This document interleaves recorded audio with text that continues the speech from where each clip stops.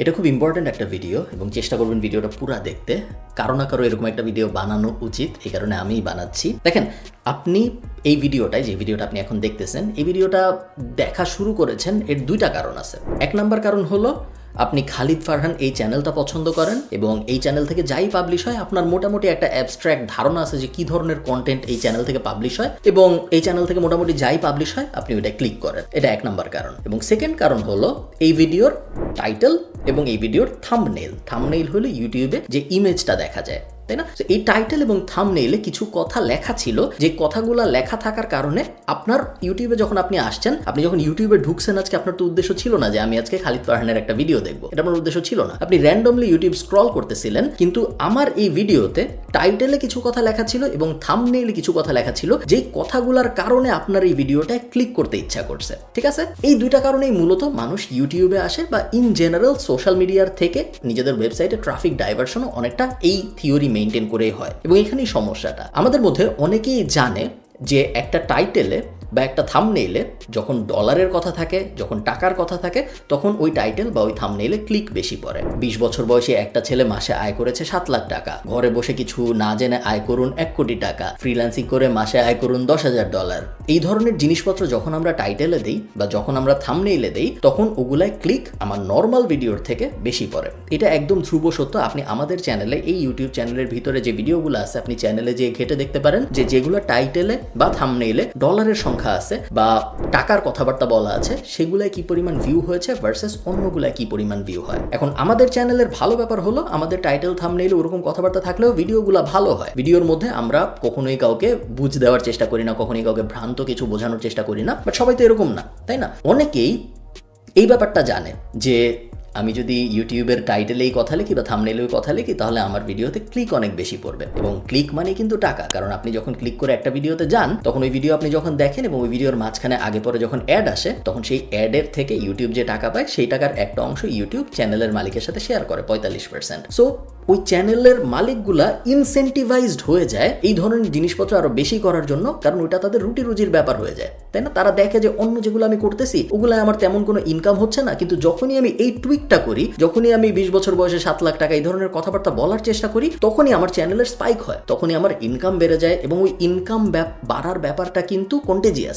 একবার যখন ওই স্পাইকটা দেখে ফেলে মানুষ, তখন তার বারবার মনে হয় যে আমি এগুলোই করি, আমি নর্মাল জিনিসপত্র না করি, আমি নর্মাল ভালো অ্যাঙ্গেলের জিনিসপত্র না, যে আমি ক্লিক বেইটের অ্যাঙ্গেলে থাকি। এখন এই প্রবলেমটা শুধু ইউটিউবে হইলে একটা কথা ছিল, এই প্রবলেম কিন্তু ইউটিউবের মধ্যে সীমিত নাই। কারণ আপনারা জানেন নাকি আমি জানি না, বাংলাদেশের প্রায় সব news portal, TV channel, YouTube, TV চ্যানেলের যে ইউটিউব চ্যানেলগুলো থাকে সেগুলা, নিউজপেপারের ওয়েবসাইট, সবাই সেম ফিলোসফি ফলো করে। কারণ এই জিনিসটা শুধু ইউটিউবে হয় না। একটা নিউজ পোর্টাল সে জানে যে সে যখন একটা নর্মাল আর্টিকেল পাবলিশ করে রাজনীতি নিয়ে, অর্থনীতি নিয়ে, ওই আর্টিকেলটা কেউ ক্লিক করে না। কেউ যদি ওই আর্টিকেলটা যখন ফেসবুকে শেয়ার হয় ওটা ক্লিক না করে, তাহলে সে ওনার ওয়েবসাইটে পৌঁছাবে না। ওনার ওয়েবসাইটে যদি সে না পৌঁছায়, তাহলে ওই ওয়েবসাইটে যেসব অ্যাড আছে সেগুলো তো আমরা দেখবো না, তাই না? এবং আমরা যদি ওই অ্যাডগুলো না দেখি, তাহলে ওই ওয়েবসাইটের মালিকের, এই ক্ষেত্রে নিউজ পোর্টালের, আয় হবে না। সো মানুষকে ক্লিক করানোর জন্য সেও এই সেম হাসেলে জড়ায় পড়ে। সেও বরগুনায় এক ফ্রিল্যান্সার ঘরে বসে আয় করলো 1 কোটি টাকা, এই ধরনের নিউজ এইসব পোর্টালগুলো বেশি দেওয়া শুরু করে, কারণ তারা জানে যে এগুলাই ক্লিক হবে। শুধু যে এগুলো করে তা না, অনেক সেলিব্রিটিদের জড়ানো বাজে খবর টবর এগুলোও অনেক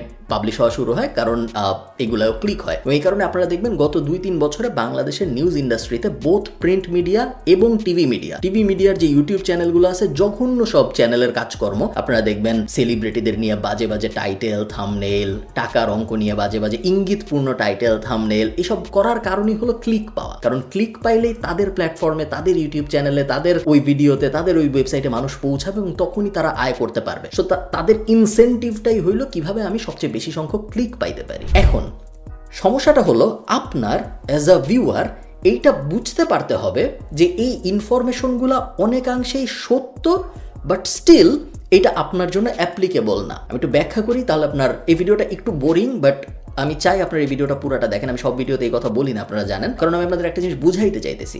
দেখেন, একজন যখন একটা ভিডিও পাবলিশ করে, যেমন ধরেন আমি যদি আজকে একটা ভিডিও পাবলিশ করি যেখানে আমি ভিডিওটা টাইটেল দিলাম যে ফ্রিল্যান্সিং করে যেভাবে আমি আয় করি 1 কোটি টাকা। এখন ফ্রিল্যান্সিং করে তো আমি 1 কোটি টাকা আয় করছি, সো এইটা মিথ্যা না।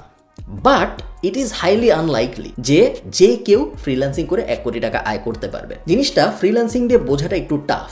কেন টাফ আমি এটাও আপনাকে বলি। তার কারণ ফ্রিল্যান্সিং এর যে কাঁচামাল, এই কাঁচামাল সবার বাসায় থাকে, এবং যেহেতু এই কাঁচামাল সবার বাসায় থাকে এই কারণে সবাই ভাবে যে সেও এটা করতে পারবে। আমি একটা র্যান্ডম উদাহরণ দিই, তাহলে আপনাদের এই ব্যাপারটা বুঝতে অনেক সুবিধা হবে। মনে করেন আমি আপনার বাসায়, আপনার রান্নাঘরে চাল দিছি, ডাল দিছি, পেঁয়াজ মরিচ দিয়েছি, একটু হলুদ দিয়েছি। এখন আমি আপনাকে বললাম যে ভাই আপনি কি খিচুড়ি রান্না করতে পারবেন?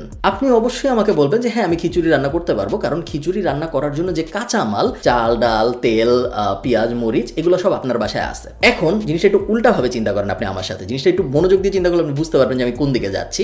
আমি আপনার হাতে একটা ব্যাট দিলাম, ক্রিকেট ব্যাট দিয়ে বললাম যে ভাই আপনি কি সাকিব আল হাসান হইতে পারবেন? চিন্তা করে দেখেন, খিচুড়ির ক্ষেত্রে আমি আপনাকে কাঁচামাল যখন দিছি আপনি খিচুড়ি বানায় ফেলতে পারছেন। ক্রিকেটের ক্ষেত্রে আমি আপনাকে সেম কাঁচামাল দিচ্ছি, এই ক্ষেত্রে কাঁচামাল ব্যাট। সাকিব আল হাসান তো ব্যাট দিয়েই বা বল দিয়েই হয়েছে, তাই না? ক্রিকেটার ওর তো কোনো এক্সট্রা জিনিসপত্র লাগেনি, ও ব্যাট আর বল দিয়ে হয়েছে। আমি আপনার হাতে ব্যাট আর বল তুলে দিলাম, আপনি কিন্তু সাকিব আল হাসান হইতে পারলেন না। কেন পারলেন না? কারণ খিচুড়ি রান্না করার জন্য আপনার শুধু কাঁচামাল হইলেই হইতো, বাট সাকিব আল হাসান হওয়ার জন্য আপনার শুধু কাঁচামাল হইলে হবে না, কাঁচামাল লাগবে বাট তার সাথে 10 বছর 20 বছরের স্ট্রাগল লাগবে, স্কিল লাগবে, ট্যালেন্ট লাগবে। তারপরে 10 বছর বা 15 বছর 20 বছর পরে যে আপনি সাকিব আল হাসান হইতে পারবেন না, বাট মোটামুটি লেভেলের একটা ক্রিকেটার হইলেও আপনি হইতে পারেন। সেম জিনিসটা ফ্রিল্যান্সিং এর ক্ষেত্রেও সত্য। আমরা অনেকে ফ্রিল্যান্সিংকে ভাবি খিচুড়ির মতো, যে বাসায় ল্যাপটপ আছে, বাসায় ইন্টারনেট কানেকশন আছে, তার মানে আমার কাঁচামাল আছে, আমি এখন ফ্রিল্যান্সার হইতে পারবো। যেটা আমরা খিচুড়ির ফিলোসফিতে দেখছি যে সব কাঁচামাল থাকলেই খিচুড়ি বানানো যায়। বাট ফ্রিল্যান্সিং ব্যাপারটা আসলে সাকিব আল হাসানের মতো। আমার বাসায় কাঁচামাল থাকতে পারে, আমার বাসায় ব্যাট বলের মতো করে ইন্টারনেট কানেকশন থাকতে পারে, ল্যাপটপ থাকতে পারে, বাট তার মানেই না আমি ফ্রিল্যান্সার হয়ে যাব। কারণ এই কাঁচামালের পরে আমার 10 বছরের স্কিল ডেভেলপমেন্ট লাগবে, আমার বুঝতে পারতে হবে দুনিয়াটা, আমার ইন্ডাস্ট্রি বুঝতে পারতে হবে, স্কিল শিখতে হবে, এবং তারপরে যে আরেকটা ভাইটাল জিনিস আমার পারতে হবে সেটা হলো সেল করার অ্যাবিলিটি। এখানেই ফ্রিল্যান্সিং এর ব্যাপারে আমার কমপ্লেন। দেখেন আমি আমার ক্যারিয়ার শুরু করছি ফ্রিল্যান্সিং দিয়ে। আমি ফ্রিল্যান্সার না এখন, আর অনেক দিন ধরে আমি ফ্রিল্যান্সার না, বাট 2012-13 দিকে যখন আমি ঢাকা কলেজে পড়তাম তখন আমি ধুমায় ফ্রিল্যান্সিং করছি, এবং ফ্রিল্যান্সিং করে আমার আয় রোজগারও ভালো হয়েছে, এবং প্যাসিভ জার্নালের অনেকগুলো কোর্সের মধ্যে ফ্রিল্যান্সিং নিয়েও একটা কোর্স আছে। বাট তারপরেও আমি বলবো ফ্রিল্যান্সিং কারোর জন্য একটা এন্ড ডেস্টিনেশন হওয়া উচিত না। তার কারণটা কি? ফ্রিল্যান্সিং ব্যাপারটা কি আপনি চিন্তা করেন। ফ্রিল্যান্সিং ব্যাপারটার মানে হলো আমি আমার নিজের সময় মতো ইন্টারন্যাশনাল কাজ করতেছি, বিভিন্ন ক্লায়েন্টের কাজ করতেছি, প্রজেক্ট ভিত্তিক কাজ করতেছি, লোকেশন ইন্ডিপেন্ডেন্ট। সো আমি কোথায় বসে কাজ করতেছি এটা আলোচ্য বিষয় না, আমি যেখানে ইচ্ছা বসে কাজ করতে পারি, এবং অ্যাজ লং অ্যাজ আমার যে ক্লায়েন্ট সে তার কাজ ডেলিভারি ঠিকঠাক মতো বুঝে পাচ্ছে, তার কোনো সমস্যা নেই, এবং সে আমাকে সাধারণত বিদেশি কারেন্সিতে টাকা দিচ্ছে, যেটা যখন কনভার্ট হয়ে যাচ্ছে তখন বাংলাদেশে অনেক টাকা হয়ে যাচ্ছে। আমেরিকার একজন লোকের যদি আমেরিকার একটা ওয়েব ডিজাইন এজেন্সি হায়ার করতে হইতো একটা ওয়েবসাইট বানানোর জন্য, তাহলে হয়তো তার $4000 খরচ হইতো। সে যখন আপওয়ার্ক বা ফাইবার ব্যবহার করে একটা বাংলাদেশি লোক হায়ার করে, তখন তার $500 $1000 কাজ হয়ে যায়। বাংলাদেশি লোকটারও লাভ, কারণ $500 $1000 বাংলাদেশের জন্য অনেক টাকা, আমেরিকার জন্য ওটা অত টাকা না। সো ওইখানে একটা ইকোনমিক ডাইনামিক্স এর কারণে ফ্রিল্যান্সিংটা খুব ভালো কাজ করে। তার মানে কিন্তু এই না ফ্রিল্যান্সিং অনেক ভালো একটা জিনিস। ভালো জিনিস না কেন? তার কারণ ফ্রিল্যান্সিং ইজ আ চাকরি। এটা কেউ ভুলেও ভাববেন না যে আমি চাকরি করবো নাকি আমি ফ্রিল্যান্সার হব, এখানে কোনো একটা ডিবেট আছে। ফ্রিল্যান্সিং ও চাকরি। ফ্রিল্যান্সিং এ আপনি অনেক মানুষের চাকরি করেন, একজনের না। আপনি যখন একটা নর্মাল চাকরি করেন, আপনি একটা ব্যাংকে যখন চাকরি করেন, আপনি যখন একটা সরকারি চাকরি করেন, আপনি একটা কোম্পানিতেই প্রত্যেকদিন সকালবেলা যান, প্রত্যেকদিন 9টার সময় ঢুকেন, প্রত্যেকদিন 5টা পর্যন্ত ওখানে কাজ করেন, তারপর আপনি বাসায় চলে আসেন, 30 দিন পর সে আপনাকে টাকা দেয়। আপনি যখন ফ্রিল্যান্সিং করেন তখন আপনি একসাথে 20টা কোম্পানির কাজ করেন বা 10টা কোম্পানির কাজ করেন। প্রত্যেকটা ক্লায়েন্টই তো একটা কোম্পানি রিপ্রেজেন্ট করতেছেন, তাই না? আপনি 10 জনের জন্য চাকরি করতেছেন, নিজের পছন্দ মতো সময়, 9টা 5টা না, নিজের পছন্দ মতো সময় ঘুরায় ফিরায় কাজ করতেছেন। এই ক্লায়েন্টগুলো আপনাকে বেতন দিচ্ছে ডলারে, এই কারণে আপনার ইনকাম অনেক বেশি হচ্ছে। এটা একটা মেজর বেনিফিট। এবং সেকেন্ড মেজর বেনিফিট হলো আমাদের ইকোনমিতে এমনিতে চাকরি অভাব। এই ক্ষেত্রে যেহেতু ফ্রিল্যান্সিং এর কারণে আমি বিদেশের 20-25টা কোম্পানিতে কাজ করতে পারতেছি, সো আমার অপরচুনিটি বাড়তেছে। অপরচুনিটি বাড়ার সাথে সাথে আমার কম্পিটিশনও বাড়তেছে, কারণ ফ্রিল্যান্সিং যখন আমি করি তখন আমি শুধু ঢাকায়, যখন আমি একটা ব্যাংকে অ্যাপ্লাই করি তখন আমি ঢাকার 5-10 লাখ মানুষের সাথে কম্পিটিশন করি। আমি যখন ফ্রিল্যান্সিং করি তখন আমি বাংলাদেশ, ইন্ডিয়া, শ্রীলঙ্কা, নেপাল, পাকিস্তান, ইন্দোনেশিয়া, হাবিজাবি এমন কোনো জায়গা নেই যেখানকার মানুষের সাথে আমি কম্পিটিশন করি না। সো ওখানে অপরচুনিটি বেশি, বাট ওখানে কম্পিটিশনও বেশি, বাট রেওয়ার্ডও অনেক বেশি। এই ব্যাপারগুলো আপনার খুব ক্লিয়ারলি বুঝতে হবে, না হলে YouTube channel, Facebook page, news পোর্টালগুলোর ইউটিউব চ্যানেল আপনাকে এই ক্লিকের মধ্যে ফালায় ঘুরায় ফিরায় একই জিনিসপত্র দেখাইতেই থাকবে, এবং আপনার দেখে মনে হবে যে ওর কম্পিউটার আছে, ও পারে, আমি কেন পারি না। বা আপনি আরেকজনের বলবেন যে আচ্ছা দেখো ও এই বয়সে এই পারছে, আমি কেন করতে পারি না। বাট জিনিসটা এত সিম্পল একদমই না। জিনিসটা এর থেকে অনেক অনেক বেশি জটিল, এবং এই ক্লিক বাণিজ্যের ভিতরে পড়ে যে আমরা এই জটিল ব্যাপারটা আসলে উপধাবন করতে পারি না, যেটা করা খুব জরুরি। এবং এটাই আমার এই ভিডিওর উদ্দেশ্য, যে আপনাদের বোঝানো যে খিচুড়ির কাঁচামালের ডিফারেন্স আর ফ্রিল্যান্সিং এর কাঁচামালের ডিফারেন্স ডিফারেন্স কি?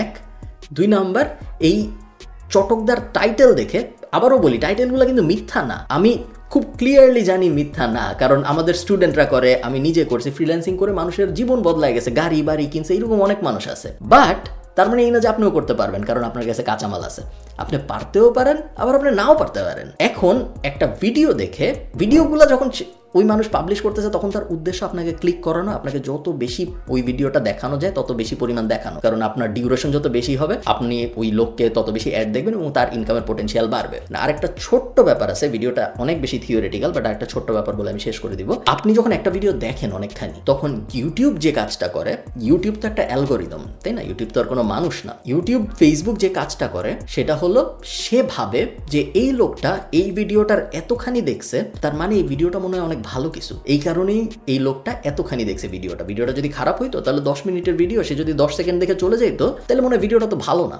ভালো হইলে তো সে 10 মিনিটের ভিডিও 5 মিনিট অ্যাটলিস্ট দেখতো, তাই না? তো আপনি যখন একটা ভিডিও অনেকখানি দেখেন, তখন ইউটিউব অ্যালগোরিদম ওই ভিডিওটা আরো বেশি মানুষকে সাজেস্ট করে, কারণ ইউটিউব চায় মানুষ ইউটিউবে বসে থাকুক সারাদিন। তো ইউটিউব যখন ওই ভিডিওটা আরো বেশি মানুষকে সাজেস্ট করে, আপনি চিন্তা করেন যে এই সার্কেলটা কিভাবে হচ্ছে। আমি আজকে একটা ভিডিও পাবলিশ করলাম যে কিভাবে 1 মাসে 1 কোটি টাকা ফ্রিল্যান্সিং করে ইনকাম করা যায়, আমি আপলোড দিলাম, আমি চটকদার একটা থাম্বনেল দিলাম, চটকদার একটা টাইটেল দিলাম, আপনি ক্লিক করে দেখা শুরু করলেন। 10 মিনিটের ভিডিও, আপনি 5 মিনিট দেখলেন। ইউটিউব কি ভাবলো? ইউটিউব তো জানেন আমি ভিডিওর মধ্যে ভালো কথা বলছি না খারাপ কথা বলছি, ইউটিউবের এটা বোঝার কোনো উপায় নাই। ইউটিউব জাস্ট এইটুক বুঝছে যে আমি 10 মিনিটের ভিডিও যে দেখা শুরু করে সে অ্যাটলিস্ট 5 মিনিট দেখে। ইউটিউব এই ভিডিওটা সাজেশনে দেওয়া শুরু করলো, ইউটিউবের ডান পাশে, ইউটিউবের নিচে, অন্য ভিডিও দেখতে গেলে পাশে সাজেশন হিসেবে আসা শুরু করলো। সাজেশনে যখন আসা শুরু করলো, আরো মানুষ ক্লিক করলো, ওই মানুষগুলো আবার 5 মিনিট 6 মিনিট দেখলো, আরো সাজেশনে যাওয়া শুরু হইলো, এবং এই লুপটা যখন চলতে থাকে, কিছুদিন পর ওই ভিডিওটা এত পপুলার, 5টা নিউজ পোর্টাল এসে এই সেম কনসেপ্ট কপি করে একটা নিউজ পাবলিশ করে দিল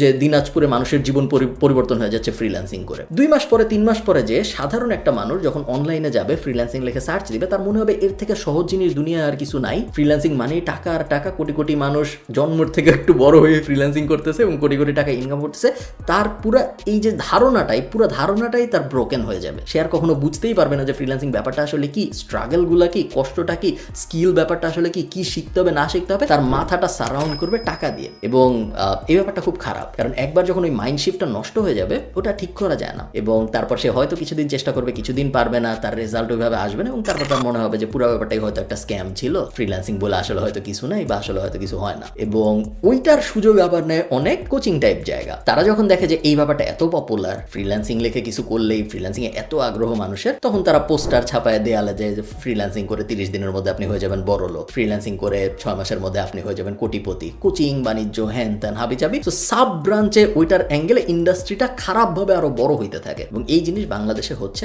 গত 2 বছর 3 বছর ধরে, এবং যতই দিন যাচ্ছে ততই এই জিনিস আরো বেশি হচ্ছে, উইচ ইজ আনফরচুনেট। বাট এটা থামানোর কোনো উপায় এখন পর্যন্ত কেউ জানে না, এবং এটার উপরে এডিশন হিসেবে যুক্ত হয়েছে আমাদের সরকার বা আমাদের যে গভর্নিং বডি টাইপ অর্গানাইজেশনস আছে, তাদের এইটায় অ্যাচিভমেন্ট নেওয়া বা এইটা একটু ক্রেডিট নেওয়ার চেষ্টা করা। যেমন আপনি দেখবেন আমাদের সরকার বা আমাদের এই ফ্রিল্যান্সিং কমিউনিটি টাইপ যেগুলো আছে, এগুলো প্রায়ই বলে যে বাংলাদেশ ফ্রিল্যান্সারদের সংখ্যার দিক থেকে তৃতীয়, বা বাংলাদেশ ফ্রিল্যান্সিং অনেক ভালো করতেছে কারণ ফ্রিল্যান্সিং জগতে বাংলাদেশ চতুর্থ। এ ধরনের নাম্বার আপনি হয়তো নিউজে শুনছেন বা আপনি হয়তো কোথাও পড়ছেন, তাই না? এই জিনিসটা কেন হয় আপনারা জানেন? এই জিনিসটা হয় তার কারণ বাংলাদেশে মানুষ বেশি। শুধু ফ্রিল্যান্সারদের সংখ্যার দিক থেকে বাংলাদেশ তৃতীয় চতুর্থ না, ফেসবুক অ্যাকাউন্টের দিক থেকে বাংলাদেশ চতুর্থ, জিমেইল অ্যাকাউন্টের দিক থেকে বাংলাদেশ চতুর্থ, ইন্টারনেট ব্যবহারকারীর দিক থেকে বাংলাদেশ উপরে। সো যেই জায়গায় মানুষ বেশি এইরকম কোন একটা রেওয়ার্ড দরকার, ওই জায়গায় আমরা অটোমেটিক্যালি ভালো করি, কারণ আমাদের মানুষ বেশি। যেখানে মানুষ বেশি ওখানে জিমেইল বেশি হবে, যেখানে মানুষ বেশি ওখানে ফেসবুক অ্যাকাউন্ট বেশি হবে। এখানে ক্রেডিট নেওয়ার কিছু নাই। আয় করতেছে এরকম ফ্রিল্যান্সার কিন্তু খুব কম, বা অ্যাটলিস্ট $1000 আয় করছে এরকম, এইটার যদি আপনি র্যাঙ্কিং করেন বাংলাদেশ টপ 10-20তেও আসে না। এবং খুব ভালো যেসব ইকোনমি, তারা ফ্রিল্যান্সিং করে না, কারণ তাদের ফ্রিল্যান্সিং করা লাগে না, তাদের ইকোনমিতে এনাফ জব আছে। আপনি জিনিস একটু উল্টাভাবে চিন্তা করেন, আমি যদি অনেক ভালো হয়ে যাই তাহলে তো আমি চাকরি দিব, তাহলে তো আমি ফ্রিল্যান্সিং করবো না, তাই না? ফ্রিল্যান্সিং যখন আমি করতেছি তখন আমি একটা ক্লায়েন্টের কাজ করতেছি, এই দুজনের মধ্যে কে ভালো? ক্লায়েন্ট ভালো, এই কারণে তো আমার চাকরি দিতে পারতেছে, ও নিশ্চয়ই আরো অ্যাকমপ্লিশড, ও নিশ্চয়ই আরো সাকসেসফুল। সো এই ইকোনমির মানুষগুলো ফ্রিল্যান্সিং করার চেষ্টাই করে না, সো ওদের সাথে আমার কম্পিটিশনও না। সো আপনি ফ্রিল্যান্সিং করে করে আমেরিকা হয়ে যাবেন এই চান্স খুব কম, কারণ আমেরিকার মানুষজন ফ্রিল্যান্সিং করতেছেই না, ওরা উল্টা ফ্রিল্যান্সারদের হায়ার করতেছে। এই শিফটটাও আপনার বুঝতে হবে। অনেক কিছু বললাম আমি, মাঝে মধ্যে দেখলে আমার খারাপই লাগে যে মানুষ এই ভুল ধারণা পায়, এবং এই পুরো ব্যাপারটা আমি একটু খুলে বলতে চাইছিলাম আপনাদের যে কেন হয় এবং কিভাবে ছড়ায়। আশা করি আমি একটু হলেও বোঝাইতে পারছি আমার মাথার মধ্যে যেটা ছিল। চেষ্টা করবেন, আমি প্রত্যেক ভিডিওতে এই কথা বলি না, আপনারা জানেন, চেষ্টা করবেন এই ভিডিওটা একটু শেয়ার করতে, কারণ আমি চাই মানুষজন একটু বুঝুক যে ফ্রিল্যান্সিং বিষয়টা আসলে কি এবং এই ভ্রান্ত ধারণাটা কিভাবে আমাদের সমাজের ভিতরে ছড়ায় যাচ্ছে। আমাদের সমাজের অবস্থা এমনিতেই খুব খারাপ, যেখানে গরিবী অনেক বেশি, বেকারত্ব অনেক বেশি, 41 লাখ গ্র্যাজুয়েট বেকার বেরোচ্ছে, না 21 লাখ গ্র্যাজুয়েট বেকার বেরোচ্ছে। সো ওইরকম একটা ইকোনমির মধ্যে আপনি যখন এই ফ্রিল্যান্সিং টাইপ একটা মূলা ঝুলায় দেন, তখন ওই মূলা বেশি মানুষ খাইতে আসবে, এটাই স্বাভাবিক। এবং এই বিষয় নিয়ে ওপেনলি কথা হওয়া জরুরি, এই কারণেই আমার রিকোয়েস্ট থাকবে এই ভিডিওটা একটু শেয়ার করতে। ভালো থাকেন, সবার সাথে আমার কথা হবে পরের সপ্তাহে। টাটা।